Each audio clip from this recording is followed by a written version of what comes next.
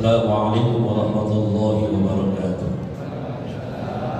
Alhamdulillahilladzi anzala al-Qur'ana hudan lil mu'minina war rahmah wa atamma bihi ala ummati sayyidina Muhammadin sallallahu alaihi wasallam afdal ni'mah.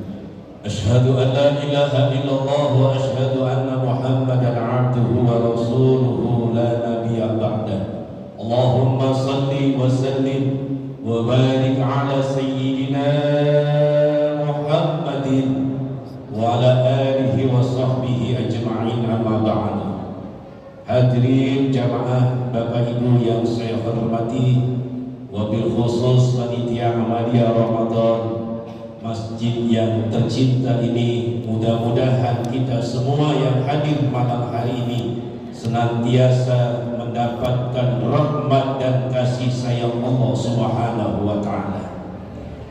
Ma'asyiral muslimin rahimakumullah, baginda Rasulullah Muhammad sallallahu alaihi wasallam berwasiat kepada kita semua. Apa kata beliau?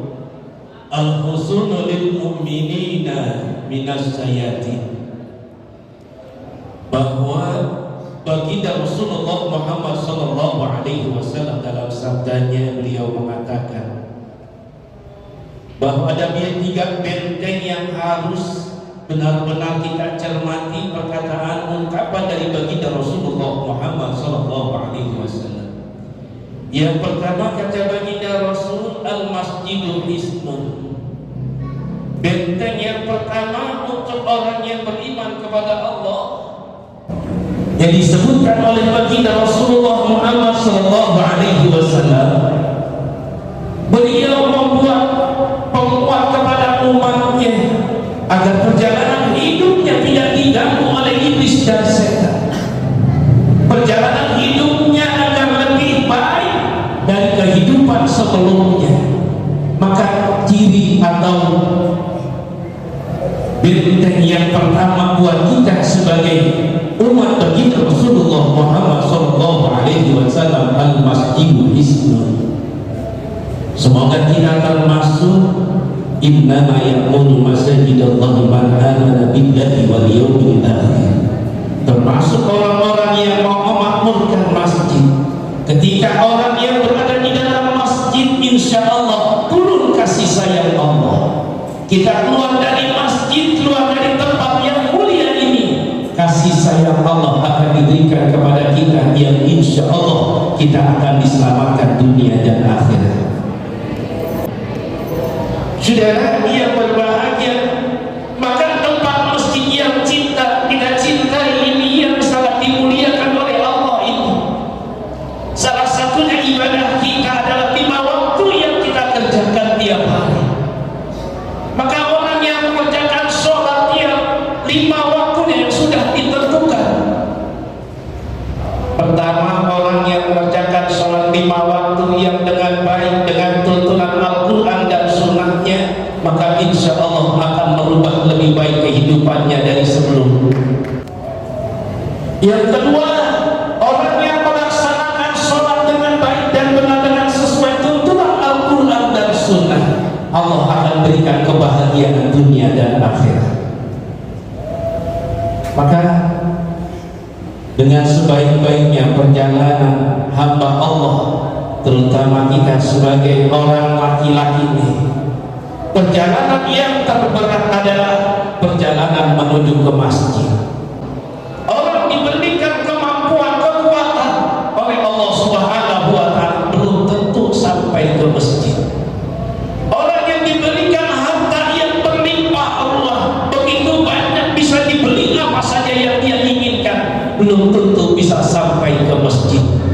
Anak muda yang diberikan kekuatan oleh Allah, kakinya kuat, semuanya panca inderanya kuat, bahkan dia sampai ke gunung, ke bukit dia jelajahi, belum tentu ke masjid dia mampu melaksanakan perintah Allah.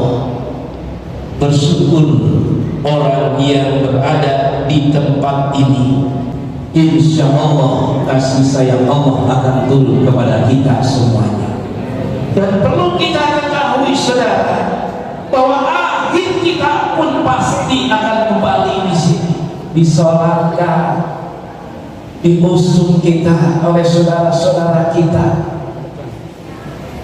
Maka satu pesan dari seorang hikmah yang sangat menarik bahwasanya setiap 5 waktu yang kita kerjakan, subuhnya, zuhurnya, asar, maghrib, bahkan isya, kita sujud, bumi yang kita cium ini suatu saat bumi nanti akan berkata ketika kita akan dimasukkan ke liang kubur, inilah manusia semasa hidupnya 5 waktunya saya dicium, kata bumi. Maka bumi ini akan berkata, akan aku luaskan alam kuburmu, akan aku terangi alam kuburmu, akan aku luaskan dan dijadikan taman-taman surganya Allah.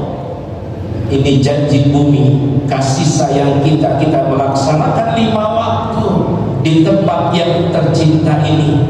Maka suatu saat nanti akan menjadi saksi, syahidun musaddaqun, saksinya akan dibenarkan oleh Allah Subhanahu wa ta'ala. Yang kedua, saudara, yang menjadi benteng pertahanan buat kita, wa dzikrullahi hisnun. Tidak ada kata yang harus kita lantunkan dalam lisan dan hati kita. Seandainya kita mampu melaksanakan perintah Allah, sholatnya, ibadah-ibadah yang lainnya, tapi terukir di hati kita ada rasa sombong, percuma. Maka lunturkan semua itu, perbuatan-perbuatan hati kita yang tidak baik. Maka perbanyakkan zikir kepada Allah Subhanahu wa ta'ala. Ini sholat yang kita kerjakan termasuk zikir, Al-Quran yang kita baca termasuk zikir. Oleh karena itu di bulan yang mulia ini, di waktu yang sangat singkat ini, ayo sama-sama kita cermati apa yang diungkapkan oleh baginda Rasulullah Muhammad SAW.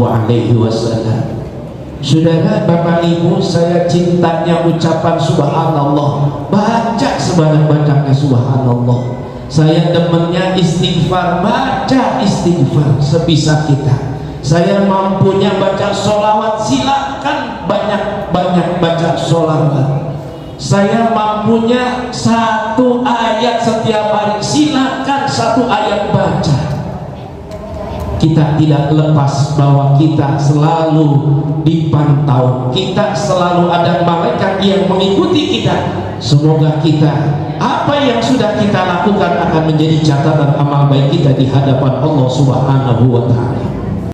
Ya ayyuhalladzina amanu dzkurullaha dzikran katsiran. Perbanyak kita mengingat kepada Allah di mana saja kita berada. Insya Allah di akhir kita dalam keadaan husnul khatimah.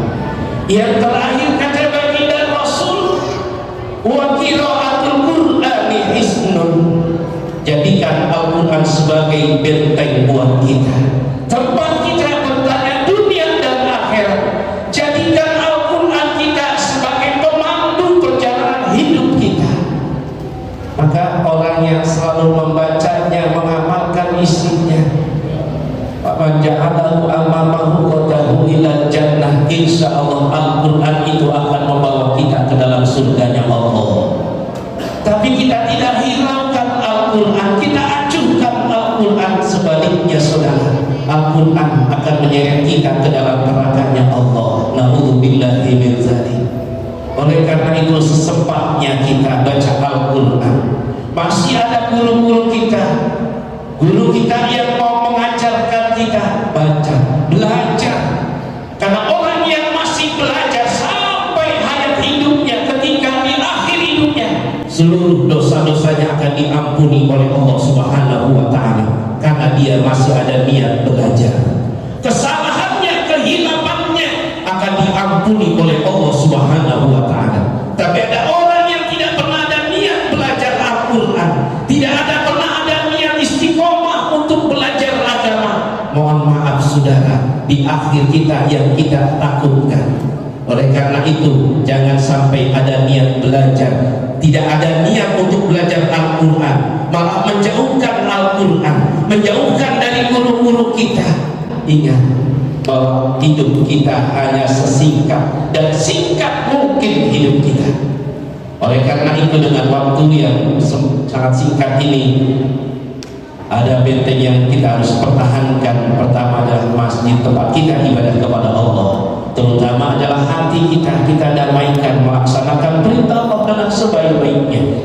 Yang kedua, kita selalu ingat di mana saja kita berada, berzikir, selalu ingat, jangan sampai kita tinggalkan perintah Allah. Yang ketiga, Al-Quran sebagai pedoman hidup kita. Mudah-mudahan ada manfaatnya. Wallahu muwaffiq ila aqwamit thoriq. Assalamualaikum warahmatullahi wabarakatuh.